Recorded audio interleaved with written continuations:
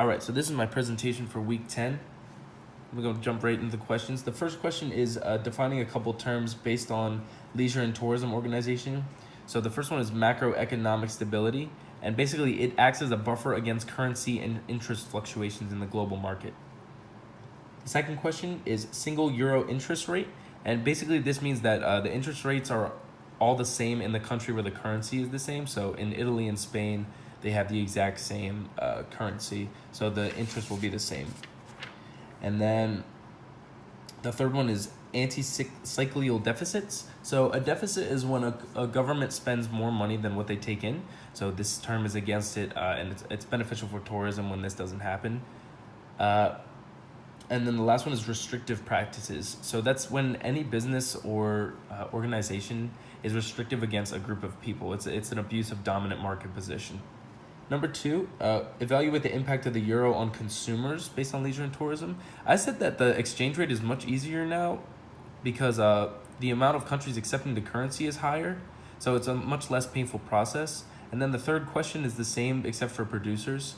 I said it's much better, especially for those who sell products to tourists, because the euro can be incredibly beneficial for bringing in tourists from Europe. So somebody from Austria can go to Belgium and not have to exchange their currency because it's exactly the same. It's like going from New Jersey to California. So number 4, evaluate the decision of the UK and Denmark to go out of the initial Eurozone.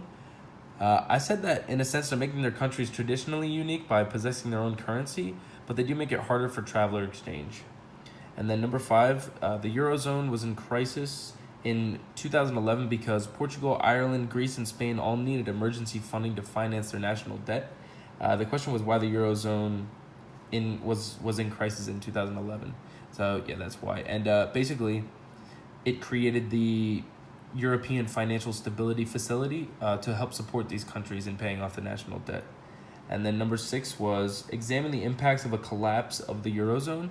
I said that it would split it into 2 halves and essentially just create 2 Eurozones, which, depending on which side you think about, it could even be beneficial because then certain countries would only have to focus on one country or the other, but that kind of defeats the entire purpose of having everyone have euros to make everything much easier, so either side.